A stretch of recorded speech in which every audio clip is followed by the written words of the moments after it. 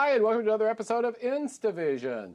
I'm Glenn Reynolds, and I'm joining you via the miracle of the Internet and the globe-girdling PJTV network.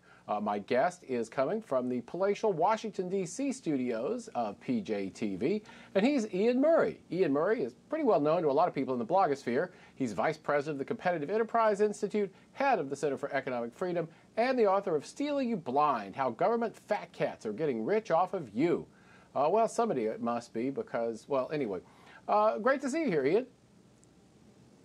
It's great to be with you today, Glenn. Thanks. So government fat cats, I mean, I thought fat cats were always people in business, and they were these sort of, portly men with striped vests and a gold chain and such. So how can government employees be fat cats? I thought they were underpaid servants of the people. Well, that may once have been the case, and I personally was an underpaid servant of the people for a little while in the United Kingdom, so I do know that that certainly was the case once. Today, not so much. The Department of Federal Department of Transportation, for instance, when President Obama came into office, had one person earning over $170,000 a year. Today, it has 1,700 of them. Wow. I'm in the wrong line of work. Well, you talk in the book a lot about people who make a lot of money working for the government at both sort of the federal level and, of course, the state and local level, where there's a lot of money spent as well. The other thing you talk about, though, is how much it costs just to comply with regulations, the sort of indirect costs, which I think a lot of people miss. I mean, you talk about an administrator who earns $800,000.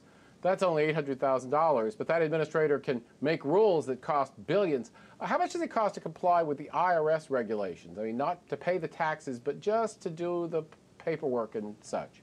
Complying with the cost of IRS regulations costs the taxpayers themselves around $400 billion a year, it's actually slightly more than that. Complying with all the regulations the government puts on us, that's $1.75 trillion a year. Wow, that's a pretty major loss to the economy. How come people don't pay more attention to this? I mean, sometimes they do. My wife handles most of our tax paperwork and stuff, and she certainly complains about it from time to time.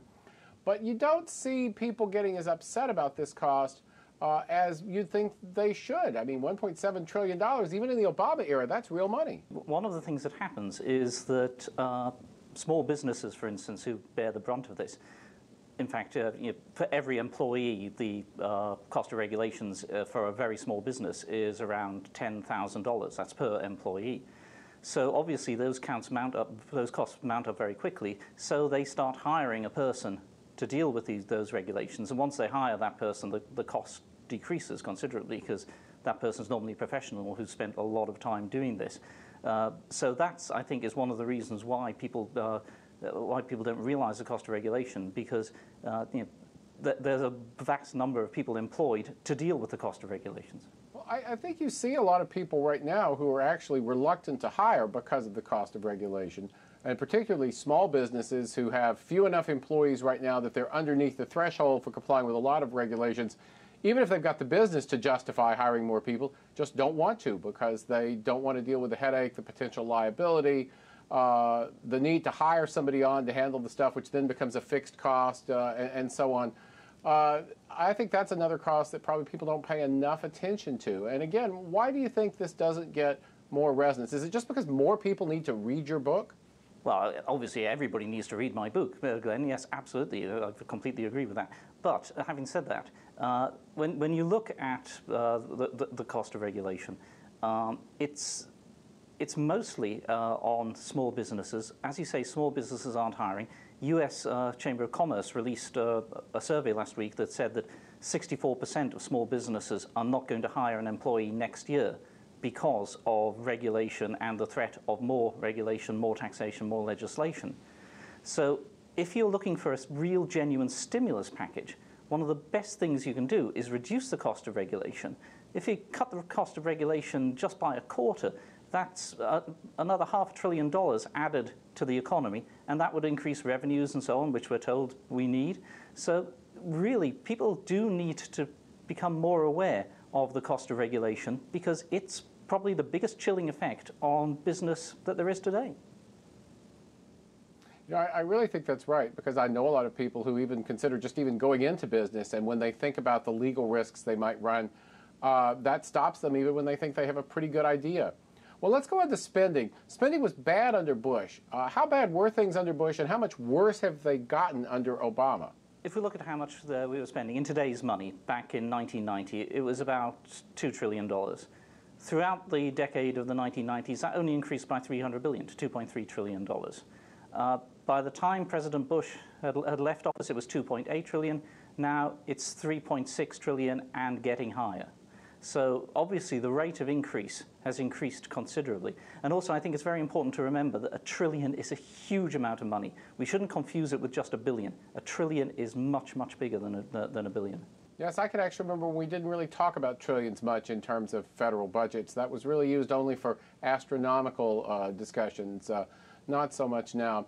Well, to shift gears a little, you've got a chapter on the education bubble, and that's actually something I've written about a fair amount, but I've mostly talked about higher education as being in a bubble, propped up by cheap federal student loan money and stuff.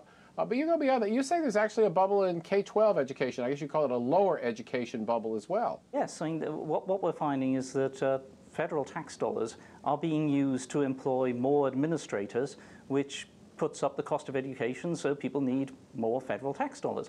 You know, that's why states like Montana, Wisconsin are realizing that the federal tax money that's coming to them under the No Child Left Behind program is actually a really serious drain on them. Yeah, you know, it's funny.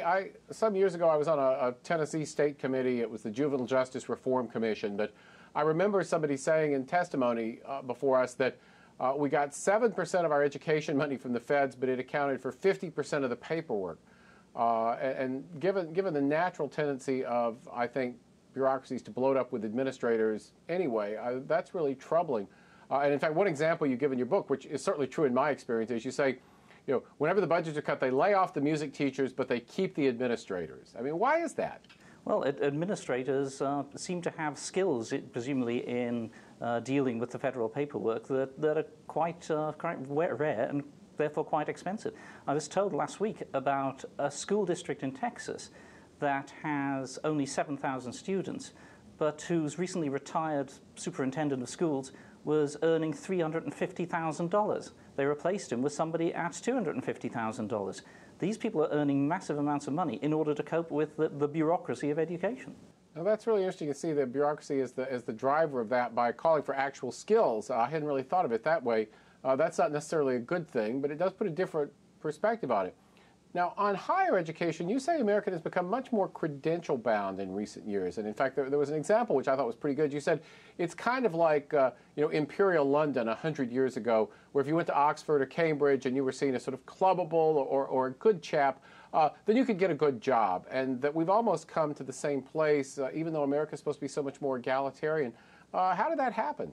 Well, I mean, there were various laws passed in previous decades that said that employers couldn't propose tests, have tests to see who was particularly well suited to them. So they basically just outsourced their recruitment to the recruiting officers, the admissions officers of the various top universities.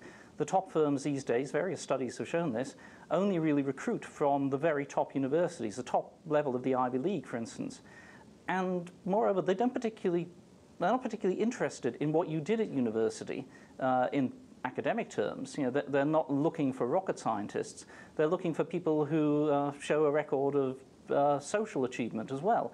So if you get into a university, a top university, spend some time becoming president of a college fraternity or club or something, then you're almost certain to get a good job. The rest of the people, they don't stand a chance. Yes, that's interesting. So we substitute for a $50 IQ test, we instead make somebody get a $250,000 education. But of course, what do the employers care, right? They pay for the $50 IQ test. They're not paying for the Ivy League education. So it's a good deal for them, but not so much for society. And what's funny is that's in response to anti-discrimination rules. But of course, the result is actually much less egalitarian than, say, an IQ test. Well, absolutely. I mean, you've just got to look at the diversity amongst graduates from the top universities. They're not the most diverse lot. Asians, particularly, who do very well at university, they don't tend to end up in the best jobs because they're spending a lot of time on academics. So in the end, you end up with basically the WASP elite is re-established itself. Funny how that happens. So you end with some proposals for public sector reform, which we clearly need desperately. Can you sort of briefly summarize what those are? Well, I think we need a sweeping, comprehensive public sector reform of the sort that Margaret Thatcher did when she was Prime Minister in the UK in the 80s, and her successor John Major did in the 90s. Reforms concentrate around the idea of providing value for money for the taxpayer and good service to the citizen who's using the services of government. So that involves massive shrinkage of the federal government. I suggest getting rid of at least 5 government departments, because you need to get rid of government departments, because without doing that, bureaucrats have a signal that there's nothing that they can't do that won't to increase the size of their empires that won't get punished. I think we do need to punish the federal bureaucracy. We need to get rid of the Department of Labour, which is just a massive lobbying effort within government for the labour unions. The Department of Energy, Department of Education, Health and Human Services, Housing and Urban Development, a lot of them are doing things which we don't really need to do at the federal level. So let's get rid of them, return the powers to the states. I think that's the best thing we can do to start. Well, I'd certainly like to see that happen. Exit question here is, what can viewers of PJTV do to help? Besides buy your book, of course. Absolutely. Buying my book is number one. Close behind number two, if you're a small business owner, write an op-ed for your local paper, something like that, telling people that the reason you're not hiring is because of regulation. Thirdly, let's get on to our representatives and tell them that that the federal government itself, the federal government, state government, even local government at times, is just too big of a burden at the moment. We've got to reduce it. And if you've got an overmighty school board or something in your neighborhood, pay attention to that, get involved, do something to change it. Well, thanks so much for taking the time to talk with us. It's been an absolute pleasure, Glenn. Thank you, Iain. And thanks to all of you for tuning in. Iain Murray is the Vice President of the Competitive Enterprise Institute, head of the Center for Economic Freedom, and the author of Stealing You Blind: How Government Fat Cats Are Getting Rich Off of You. Well, here at PJTV, we, of course, are getting rich off of you. Somehow, I'm not really sure how we do that. But anyway, we'll be back in the near future. And in the meantime, have fun on the internet. Thanks.